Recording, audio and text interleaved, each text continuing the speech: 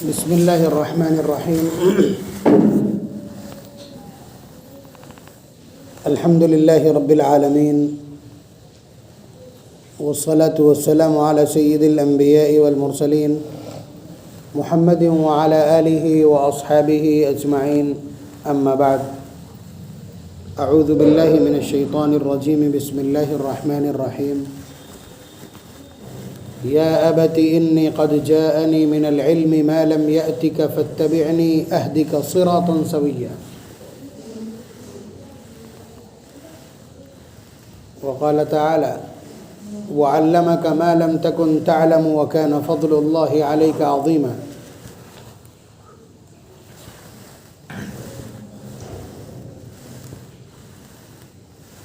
علم، نالج اور گیان،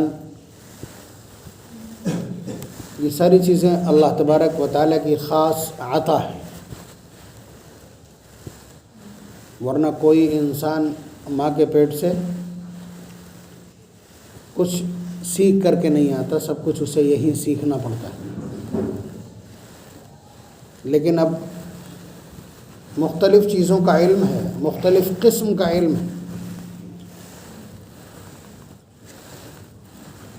وہ علم جو آپ کو اطاعت پر آمادہ کرے، وہ علم جو آپ کو بندگی پر آمادہ کرے، وہ علم جو آپ کو ہدایت کی طرف بڑھائے، وہ علم جو آپ کو اللہ تبارک و تعالیٰ کی طرف لے جائے، اور وہ علم جو اللہ تبارک و تعالیٰ کو راضی کرنے کا ہنر سکھلائے، یہ سب سے اہم ہے۔ اور بلا شبہ مختلف قسم کے علوم ہیں۔ ایک علم ہے کہ جو صرف اس لیے حاصل کیا جا رہا ہے کہ وہ بہترین مکانوں کے نقشے بنانے کے لائق ہو جائے، وہ ایم ٹیک بی ٹیک۔ اور ایک علم اس لیے حاصل کیا جاتا ہے تاکہ اسے حساب و کتاب آسان ہو جائے۔ بڑی بڑی آمدنی والے جو لوگ ہیں یا بڑی بڑی آمدنی والے جو محکمات ہیں، اس میں انہیں ملازمت مل جائے، اور اس ملازمت کے نتیجے میں ملنے والی تنخواہوں سے انہیں عیش و عشرت حاصل ہو جائے۔ کتنے لوگ ایسے ہیں جو چاہتے ہیں کہ وہ نئی نئی تحقیقات کریں اور کیمیکلز، گیسز، منرلز، وٹامنز کو ملا کر کے ان کے کمبینیشن سے کیسے حالات پیدا ہوتے ہیں، کس طرح کا نفع حاصل ہوتا ہے، ان ساری چیزوں کو جاننے کا ہنر پیدا ہو جائے۔ وہ M S C, B S C اور اس کے بعد نیٹ سے گزرتے ہوئے ڈاکٹر اور سرجن ہو جائیں، یا نئی نئی فارمیسی اور دواؤں کی تخلیق اور دواؤں کے بنانے کا ہنر جان لیں۔ آپ دیکھ لیجئے یہ جتنے بھی علوم ہیں اس طرح کے، یہ سارے کے سارے آپ کو ایک ہی پوائنٹ پر لے جا کر کے چھوڑتے ہیں کہ کسی طرح سے ہم کو دنیا کی عیش و عشرت حاصل ہو۔ بات سمجھ رہے ہیں؟ اور ایک علم وہ ہے جو اللہ تبارک و تعالی حضرات انبیاء علیہم الصلاۃ کو عنایت کرتے ہیں۔ وہ علم ایک ہی پوائنٹ پر جا کر کے ختم ہوتا ہے کہ اللہ تعالیٰ راضی کیسے ہوں گے۔ یہ دو رائج علوم ہیں دنیا کے اندر۔ تو اور یہ دو مشہور دنیا، مشہور جہان ہیں ہمارے پاس، ایک عالم دنیا ہے اور ایک عالم آخرت یا عالم انجام ہے۔ بات سمجھ رہے ہیں؟ تو بے شک دنیا میں ہم جب رہ رہے ہیں تو یہاں چونکہ یہ اسباب کی دنیا ہے، یہ ریسورسز پر بظاہر ڈیپینڈ کرتی ہے، حالانکہ ان ریسورسز کا مالک کون ہے یہ بھی ذہن میں رکھنا پڑے گا۔ یہاں آگ کا کام جلانا ہے، اور پانی کا کام ڈبونا اور پیاس بجھانا ہے، اور چھری کا کام کاٹنا ہے۔ ٹھیک ہے، تو جو آدمی آگ میں ہاتھ ڈالے گا جل جائے گا، لیکن اس آگ کو جلانے کی صلاحیت دینے والا وہ ہمارا پالنہار ہی ہے، یہ بھی یاد رکھنا پڑتا ہے۔ اور اسی لیے کبھی کبھی اللہ تبارک و تعالیٰ اس طرح کا تعارف کروا دیتے ہیں کہ حضرت ابراہیم علیہ السلام کو میلوں میں پھیلی ہوئی آگ میں ڈال دینے کے باوجود رونگٹا نہیں جلتا ہے۔ اور گھنٹوں حضرت ابراہیم علیہ السلام اپنے پیغمبرانہ عزم و استقامت کے ساتھ میں، پیغمبرانہ قوت ارادی کے ساتھ میں اپنے بیٹے کے گردن پر چھری چلاتے ہیں اور چھری کاٹ نہیں پاتی ہے۔ بات سمجھ رہے ہیں؟ یا اسی طرح سے حضرت موسیٰ علیہ السلام کو ان کی والدہ صندوق میں بند کر کے اور اس کے بعد دریائے نیل میں ڈال دیتی ہیں اور کچھ نہیں ہوتا ہے، یا حضرات صحابہ کرام سمندر کے اوپر سے گزر جاتے ہیں۔ تو یہ بھی ہے۔ تو یہ دنیا دارالاسباب ہے، یہاں چیزیں اسباب سے جڑی ہیں کہ آپ دکان لگائیں گے تو کسٹمر آئیں گے، دکان لگائیں گے تو بکری ہوگی، منافع ہوگا، کاروبار کریں گے تو نفع حاصل ہوگا، ملازمت کریں گے تو تنخواہ ملے گی، یا مزدوری کریں گے تو اجرت ملے گی۔ یہ ایک سسٹم ہے اور اسباب سے جڑا ہوا نظام ہے۔ بے شک اس کی بھی ہم کو ضرورت ہے، اس لیے کہ اگر اپنے جسم کو سکون اور راحت اور غذا فراہم نہیں کریں گے تو اللہ تبارک و تعالیٰ کی رضا جوئی کے لیے جس محنت کی، جس قیام کی، جس رکوع اور سجدے کی، اور جس روزے کی، اور جس حج اور عمرے کی ضرورت ہے، اللہ کو راضی کرنے کے لیے ان کی بتائی ہوئی جو طاعات ہیں اور انداز طاعات ہیں، انداز عبادت ہیں، ان کو ہم کیسے انجام دے سکیں گے؟ تو ایک آخرت ہے، اور آخرت کے سلسلے میں نبی کا ارشاد یہ ہے اور ہمارا یقین و ایمان یہ ہے کہ وہاں ہماری آخری منزل ہے، وہ منزل تبدیل نہیں ہوگی۔ ایمان والوں کی آخری منزل کیا ہے؟ جنت ہے، وہ تبدیل نہیں ہوگی، اور خالدین فیہا، اس میں ہمیشہ ہمیش رہنا ہے، انفائنائٹ ہے، یعنی وہاں کوئی سال، 2 سال، 100 سال، 1000، 2000، 50,000 سال، لاکھ، 2 سال، ارب، 2 ارب، خرب، 2 خرب، یہ اس طرح کی کوئی تعداد نہیں ہے، ہمیشہ رہنا ہے، یعنی وہ اخیر ہے ہمارا۔ تو ہم کو وہاں آسائشیں درکار ہیں، ان آسائشوں کے مجموعے کا نام جنت ہے، اور وہاں ایک منزل ہے جہنم، جہاں ہمیں اپنے اعمال کی سزا بھگتنی ہے۔ تو دنیا میں ہم رہتے ہیں، دنیا میں ہمارے رہنے کا جو ڈیوریشن ہے وہ 60-70 سال ہے۔ نبی اکرم صلی اللہ علیہ وسلم نے جو اس کا ایوریج بیان کیا ہے وہ 65 سال بنتا ہے۔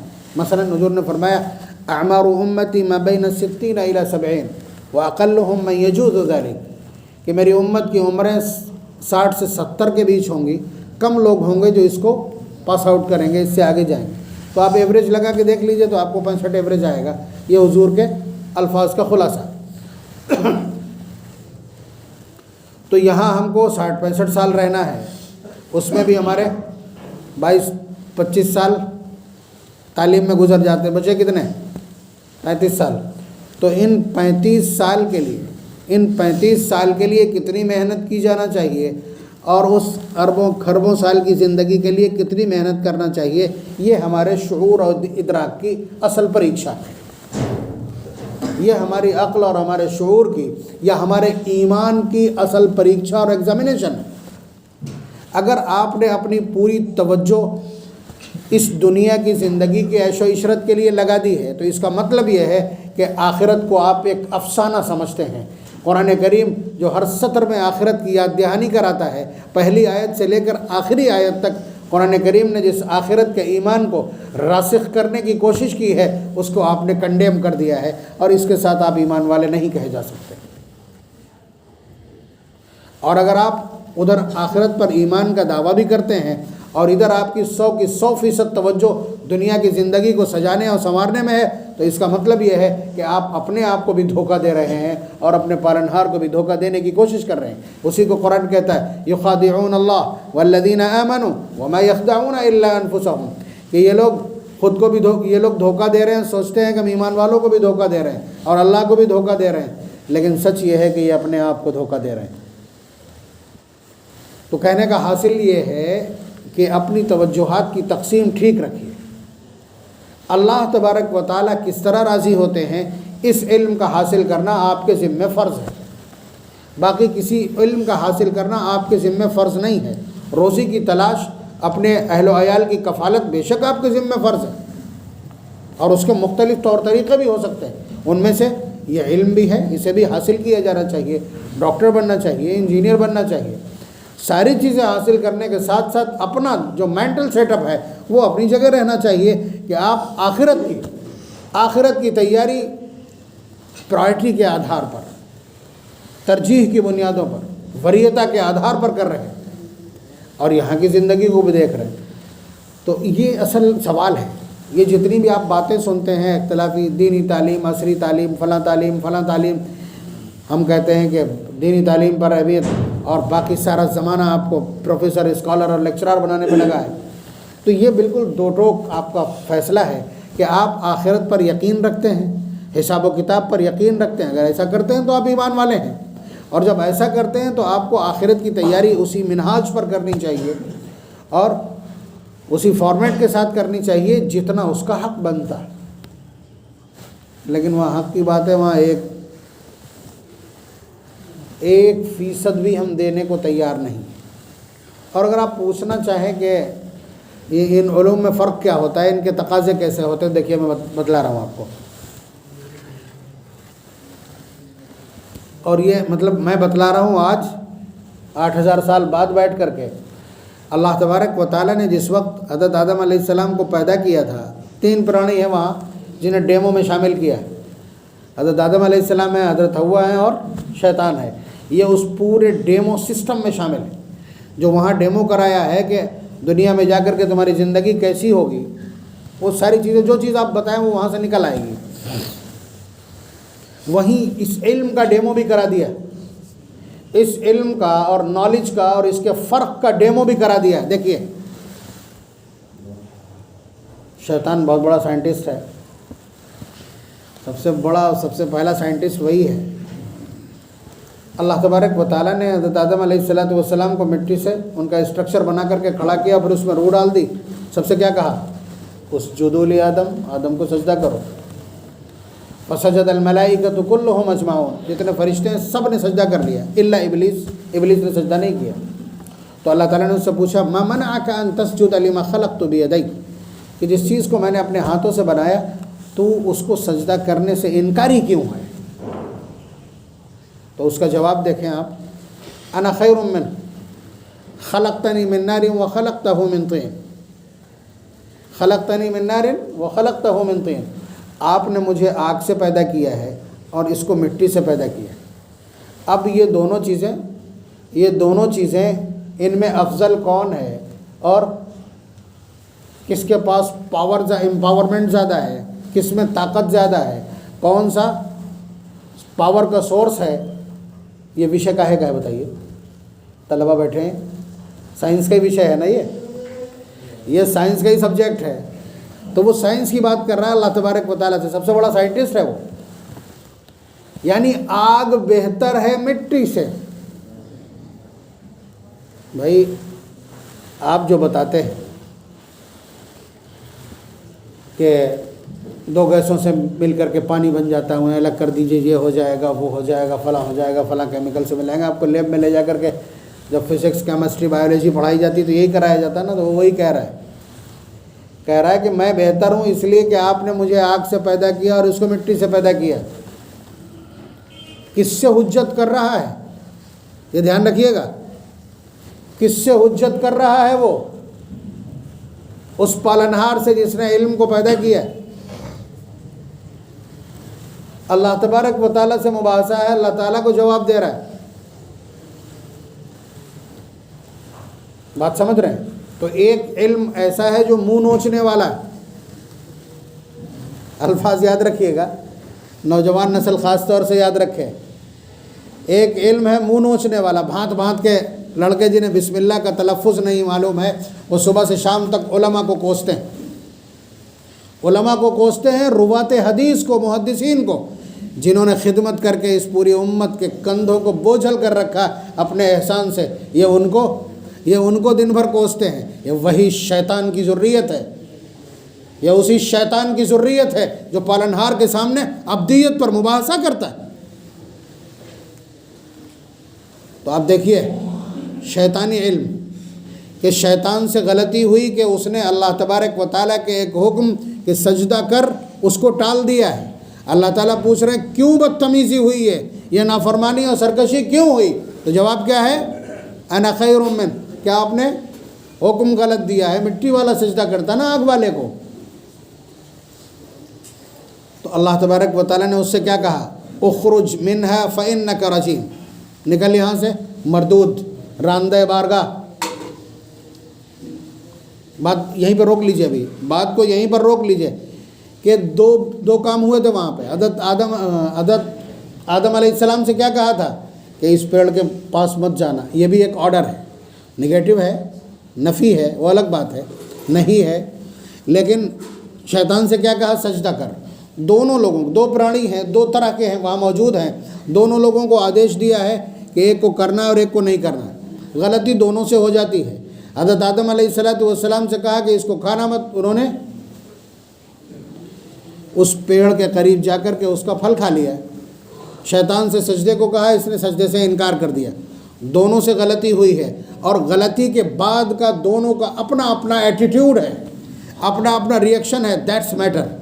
یہی ہے وہ اہم بات جو پورے گفتگو کا خلاصہ بھی ہو سکتی.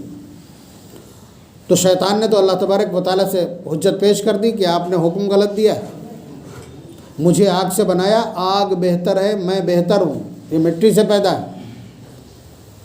تو اللہ تبارک و تعالیٰ نے اس کی اس کٹ حجتی پر اور اس کے اس ری ایکشن پر، اس کے اس بدتمیزی کے ایٹیٹیوڈ پر کیا کیا؟ نکل یہاں سے. حضرت آدم علیہ السلام سے بھی غلطی ہوئی. حضرت آدم علیہ السلام کو بھی اتارا گیا ہے. انہوں نے اس غلطی کے بعد کیا کیا؟ بھائی یہاں بھی کہنے کے لیے یہ باتیں تھیں کہ آپ نے ہمیں جنت میں چھوڑا ہے، جنت کی ساری باغ و بہار ہمارے لیے تو ہے، آپ کے کس کام کی؟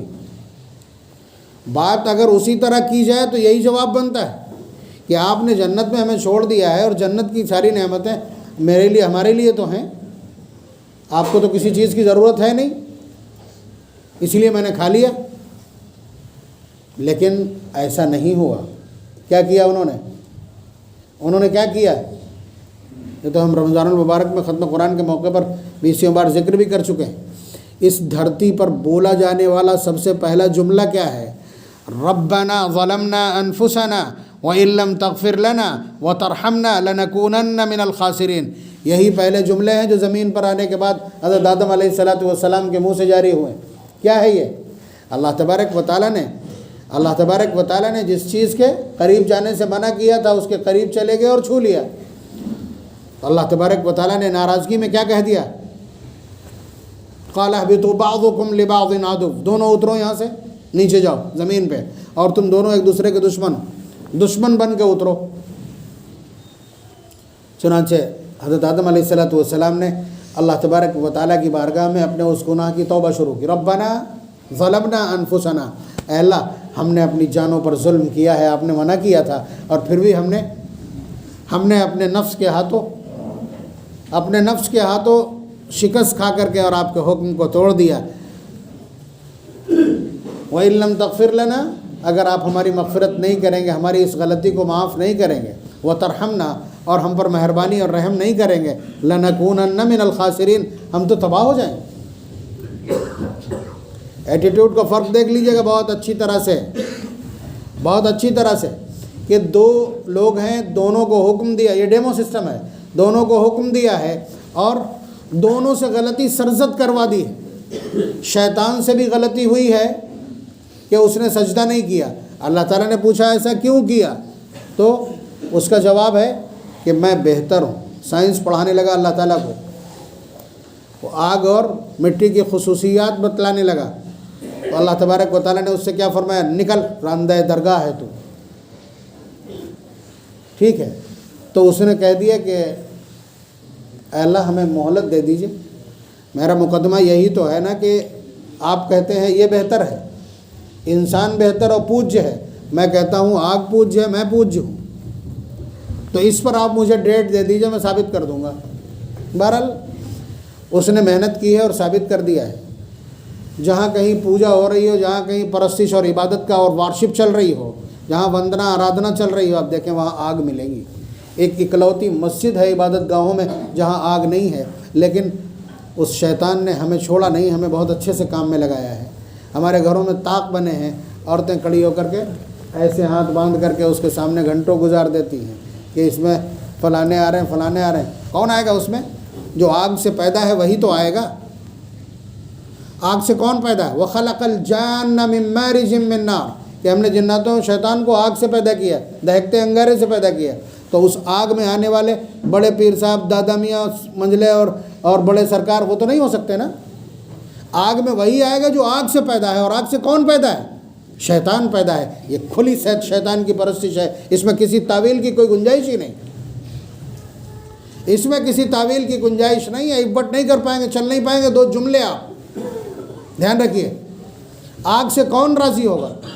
حضور نے تو آگ سے بچنے کو کہا ہے، اللہ تعالیٰ نے آگ سے بچنے کو کہا، قُوا أَنفُسَكُمْ وَأَهْلِيكُمْ نَارًا۔ تو بہرحال یہ علم، جو میں جس علم کی بات کر رہا تھا کہ آپ کو کون سا علم نفع پہنچائے گا، جو علم آپ کے اندر عبدیت پیدا کرے، بندگی پیدا کرے، عبادت کا شوق پیدا کرے، وہ آپ کے لیے نفع بخش ہے، وہ انبیاء کا علم ہے، وہ اللہ تعالیٰ کا پسندیدہ علم ہے۔ جو آپ کو کٹ حجتی، بحث اور مباحثہ، بدتمیزی اور لڑائی دنگے پر آمادہ کرے، وہ شیطانی علم ہے۔ یاد رکھیے گا، علم کا مزاج، باقی چیزیں چھوڑ دیجئے، صرف علم اور نالج کا مزاج سمجھ لیجئے۔ جو ہدایت کی طرف لے جائے وہ علم الہی ہے اور علم نبوی ہے، اور جو آپ کو کٹ حجتی کی طرف لے جائے وہ شیطانی علم ہے۔ ایک روایت معلوم ہو گئی کہ ناف سے اوپر سینے پہ بھی باندھنے کی روایت حضور سے موجود ہے۔ اب بندر کے ہاتھ لگی ادرک پنساری ہے، ٹھیک ہے، بحث علماء سے بحث کرنے پہ آمادہ ہے۔ ارے اس طرح کی سینکڑوں سند کی سینکڑوں روایات علماء کو ازبر ہیں، یہ سارے مباحث پڑھ کر کے آتے ہیں، لیکن آپ کو بتایا اتنا ہی جائے گا جتنا آپ تحمل کر سکیں گے، جتنا آپ تحمل کر سکیں گے۔ بھائی اب ہم کو تو یہ بھی معلوم ہے کہ نبی اکرم صلی اللہ علیہ وسلم نے کھڑے ہو کر کے پیشاب کی ہے، اور سند کے اعتبار سے سب سے مضبوط روایت ہے۔ بخاری میں کھڑے ہو کر پیشاب کرنے کی روایت موجود ہے، بیٹھ کے پیشاب کرنے کی روایت ہی موجود نہیں ہے۔ تو اس کا مطلب کیا ہوگا کہ کھڑے ہو کے پیشاب کرنے کو الاؤ کر دیا جائے گا۔ دوسری بہت ساری روایات ہیں جو یہ بتلاتی ہیں خود حضور کی کہ کھڑے ہو کر کے پیشاب کرنا یہ درست نہیں ہے۔ تو کسی کو یہ پتہ چل جائے تو مولوی میں چڑھائی کر دے گا بھی کہ مولانا لوگ بتاتے نہیں۔ اس طرح کے چغت گھوم رہے ہیں، اور وہ اپنا بھی ایمان خراب کر رہے ہیں، اپنا بھی علم خراب کر رہے ہیں، اپنے جیسوں کے دلوں کے اندر شکوک اور شبہات پیدا کر رہے ہیں۔ بھائی ہمارے سامنے دو طرح کی روایت ہیں کہ حضور نے فرمایا فر من المجذوم فرارک من الاسد، کہ کسی کوڑی سے تم ایسے دور رہا کرو جیسے تم شیر کو دیکھ کے بھاگ جاتے ہو۔ بات سمجھ رہے ہیں؟ یہ بھی حضور کی روایت ہے، اور یہ بھی حضور کا عمل ہے کہ حضور نے ایک کوڑی کو ایسے ہاتھ سے پکڑ کر کے اپنی پلیٹ میں کھلایا۔ کیا کریں گے یہ چغت جو گھوم رہے ہیں؟ بتا دیں مجھے کیا کریں گے اس کا؟ دونوں کی سند درست ہے۔ ایک روایت یہ کہتی ہے کہ آپ اچھے کپڑے پہنیے، ان اللہ یحب ان یری اثر نعمتہ علی عبدہ، کہ اللہ تبارک و تعالیٰ چاہتے یہ ہیں کہ جس بندے کو میں نے نعمت عطا کی ہے وہ نعمت دکھائی پڑنا چاہیے۔ تو اس کا مطالبہ یہ ہے کہ بہت اچھے کپڑے پہنے جانا چاہیے۔ لیکن دوسری طرف ان البذاذۃ من الایمان، کہ موٹے جھوٹے اور بہت سادے کپڑے پہننا یہ ایمان کا حصہ ہے۔ کیا کریں گے؟ پھر بغلیں بجائیں گے، آقا کو فون کریں گے، شیطان کو۔ تو کہنے کا حاصل یہ ہے کہ وہ علم آپ کے کام کا ہے جو آپ کو اطاعت کی طرف، فرما برداری کی طرف، نیک اعمال کی طرف بڑھائے۔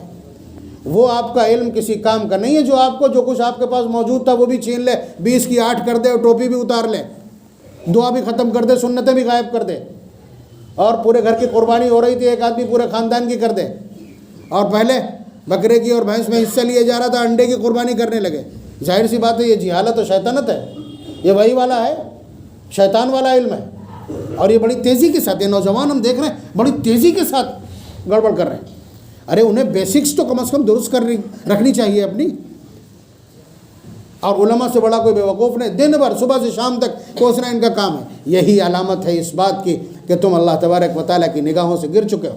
اذا تسابت امتی سقطت من عین اللہ، کہ جب برا بھلا کہنا شروع کر دے تو یہ پوری امت اللہ کی نگاہوں سے گر جائے گی۔ اور علامات قیامت میں سے بڑی علامت ہے وَلَعَنَ آخِرُ هَذِهِ الْأُمَّةِ أَوَّلَهَا، کہ وہ بعد میں آنے والے ٹٹپنجیے اپنے سے پہلے بزرگوں کو جنہوں نے دین ہم تک پہنچایا ہے انہی کو الٹا سلٹا کہنے لگے۔ اللہ تبارک و تعالی ہم سب کو علم صحیح عنایت فرمائے، ایسا گیان، ایسا علم اور ایسا نالج عنایت فرمائے کہ جس کے ذریعے سے ہم ہدایت کے راہ کی طرف بڑھیں، اللہ تبارک و تعالیٰ کی رضا کی طرف بڑھیں، نبی اکرم صلی اللہ علیہ وسلم کی اطاعت اور آپ کی سنتوں کی طرف بڑھیں۔ وآخر دعوانا الحمد للہ رب العالمین۔